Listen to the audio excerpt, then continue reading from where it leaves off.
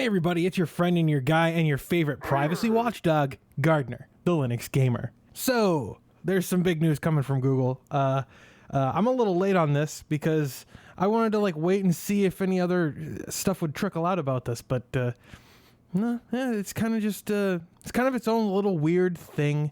You know, I don't know what to make of this, honestly. I'm sitting here and I'm looking at the specs and you know, the very minimal amount of detail that we have about this, and I'm left wondering, why is this what Google chooses to do now? And I have some theories, but we'll get to those in a minute. Oh hey, I should probably turn these lights on, huh? Bloop. Bloop. There we go. So let's talk about what we do know about Google Stadia, which, let me just comment about the name Stadia. That's a weird name, isn't it? Stadia. It's the plural of stadiums, right? It's not stadiums with an S. It's Stadia. And so I like the idea. I like the name and concept, but saying Stadia is just weird. Like Nintendo, PlayStation, Xbox, Stadia. I don't know. I don't know how I feel about it.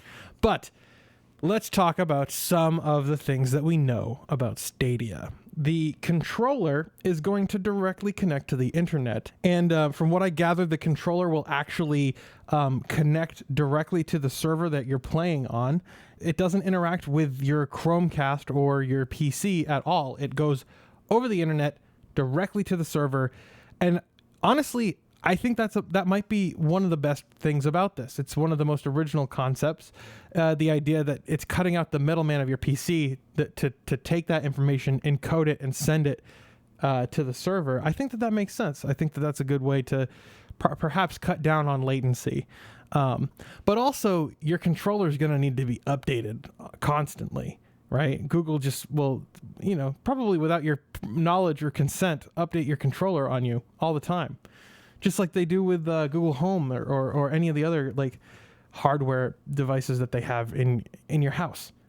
I don't know how I feel about that. In order to play Stadia on a Chromecast, you have to have this controller. You cannot play Stadia games with a standard USB controller on a Chromecast. You can use a standard USB controller on your PC, but that's a whole other can of worms. If you're going to play on a PC, why are you going to use a mouse? Why aren't you using a mouse and keyboard anyway, unless you're playing a platformer? But just about everything they showed off was third person action games and such. I don't know. I don't know about this. Next up, Google has a first party game development studio, called Stadia Games and Entertainment. And most interestingly, it's being helmed by Jade Raymond. If you don't know Jade Raymond, I've been following her career in the games that she's made for a long time. Started out at Electronic Arts as a producer on The Sims Online, which is really interesting because I absolutely had a blast with that game back in the 90s or the early 2000s, I guess. And then she went on to Ubisoft, where she was an executive producer on Assassin's Creed 1, 2, and Bloodlines, as well as what I believe to be the best Splinter Cell game, Blacklist. Splinter Cell Blacklist. Fabulous, fabulous, fabulous game. So good. Yeah, that's actually kind of an interesting thing there. The fact that Jade Raymond is now working for Google, developing first-party Google Stadia games. Google Stadia. I think that's probably the problem. I don't think Stadia is that weird of a word, but Google Stadia. Google Stadia. It's weird. Let's see. Stadia will be able to launch a game from YouTube just by, if you, let's say that I was playing or live streaming a Stadia game on YouTube, and you said, hey, look at that. I want to jump into that game at that exact point that you're at with all the equipment and all the items and everything. And you had Stadia, you could just click on the button and it would launch an instance of the game. That's an interesting idea, but I'm not sure how useful that really would be, right? One of the other touted features was being able to join up in a multiplayer game But joining a YouTuber in a multiplayer game, I just don't see that being a thing. I can't imagine that being used much or in interesting ways in games. Maybe I'm wrong. I mean, save states are a thing, but I feel like that's different as well. So who knows? And one of the last interesting things about Stadia is that... no, I guess that's it. That's the last thing I wrote down. So Stadia, I have a couple thoughts. The first thought is that ownership is important, and the abstraction of possessions, especially of media, is concerning to me. If you don't know, I fancy collecting things. I collect movies, I collect music, I collect video games, and by golly, do I just enjoy it, right? Now, not everybody's like that. A lot of people prefer to have all of their games on Steam or all their games downloaded from, you know, the Switch store or the Xbox store or the PlayStation store. I don't. You know, I don't mind the minor inconvenience of getting up off the couch and changing the cartridge in my Switch when I want to play a different game. That doesn't bother me. I prefer having the physical thing sitting on my shelf because it's a point of pride to me. The having a possession that I own and that I can control. Now with modern game consoles, you don't really own anything. Even if you own the cartridge, they can just turn your system off remotely, whatever. I wish that the industry wasn't moving towards the abstraction away from ownership, especially of media, because like I said, I love collecting things. Also, paying a monthly fee for like Spotify or Hulu or Netflix, to me, that feels like a scam. The idea of like not owning things and just kind of having a temporary access to it, like renting movies, that always felt like a scam to me too. See, I'm like trying to think of like some online service that I'm actually okay with the idea of paying for. And really besides like hosting and like VPNs, I can't think of anything that I would like pay a monthly service for. I have NordVPN, you know, and I use that constantly on my phone to protect myself against nefarious actors. But seriously, like, that's it. That's all I can think of. I just don't understand it, I guess. I'm an old school guy. I got Plex. I got all my music on Plex. Music that I've like legitimately bought from Amazon and from the record shop across the street. And, you know, I don't regret it at all. And I have a big old stack of CDs and a big old pile of vinyl records, and I love it. That's what I want. But the fact that video games are moving in that direction too, I find just troubling, because I collect just as many video games as I collect movies or music. So who knows?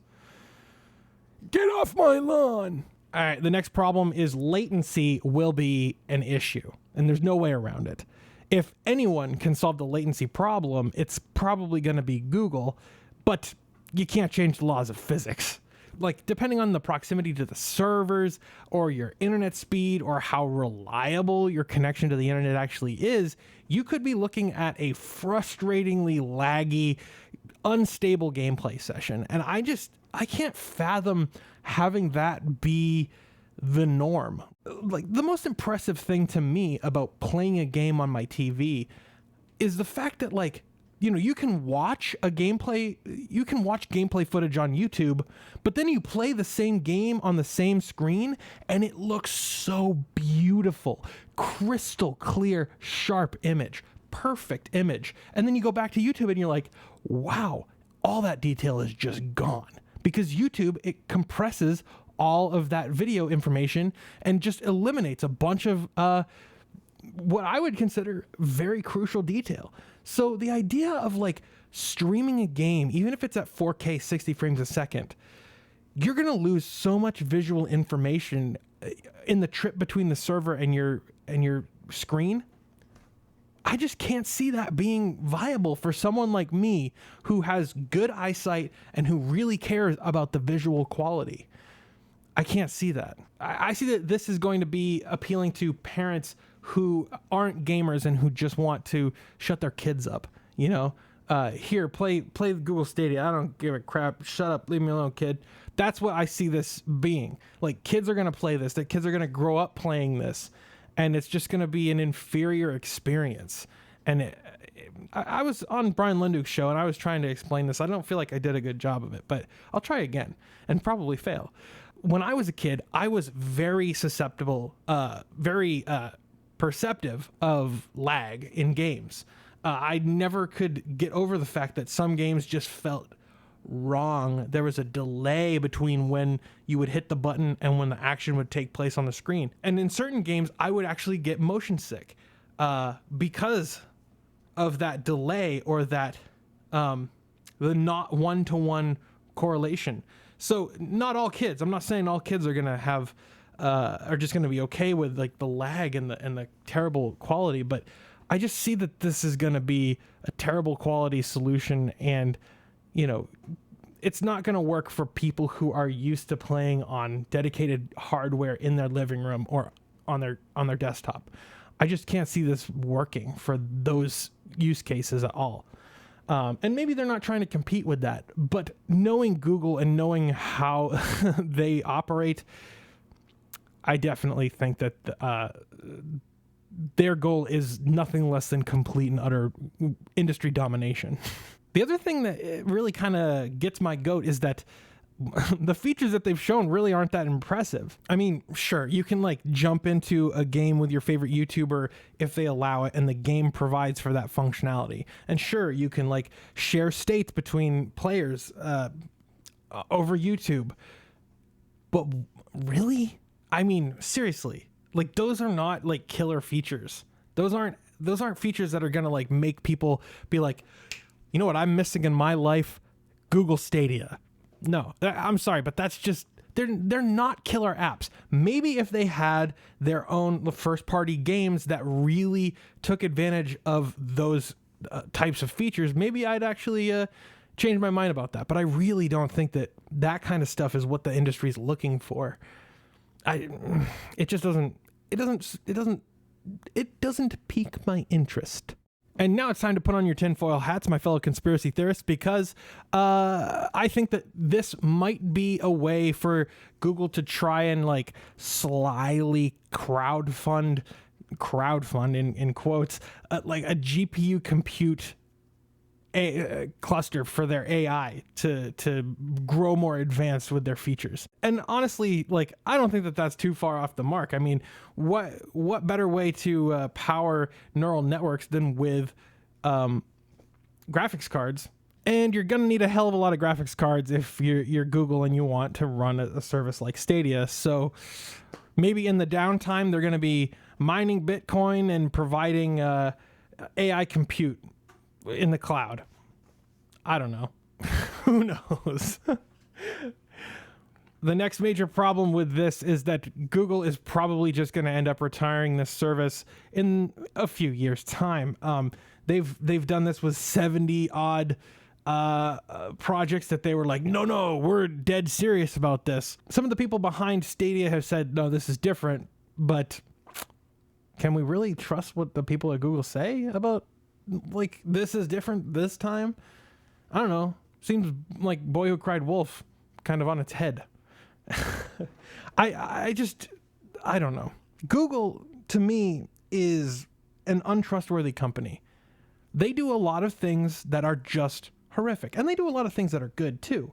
I'm not saying that Google is an exclusively bad company or that the people that work there are bad. I'm not saying that at all. I'm just saying that Google as an organization does a lot of things that are nefarious, I would consider, and collect data that doesn't need to be collected and stalk people on the internet for the purpose of making money. And I can't get behind that, and I can't support that. And the fact that Google is getting into gaming leaves me questioning what's in it for Google. And, you know, I'm 30 years old. I've learned a thing or two about the way companies operate. And big, powerful companies like Google have a thing that they do. Google collects and organizes information. What kind of information can they get from video games? That's the question that is on my mind. Maybe their controllers have biometric sensors in them. Maybe their controllers have ultrasonic sensors in them that let them map people's hand structures. I don't know. That's like the thing, is like, why is Google doing this? What kind of information are they trying to get? What can Google learn from the way you play video games? Leave a comment down below, let me know what you think. If you believe in the work that I do, you can support the show with a monthly contribution over on Patreon, which I just revamped my Patreon tiers. There's new rewards, interesting, cool concepts going on over there. We're gonna have monthly Patreon hangouts on my Nextcloud server, and I think that's gonna be sweet. So head over to patreon.com/TheLinuxGamer. Sign up for one of the tiers if you're so inclined, if you believe in what I do here on the channel. But no matter what you do, whether you support the show on Patreon or share this video with your friends, don't forget to subscribe to see more from me, the Linux Gamer. And as always, thanks for watching.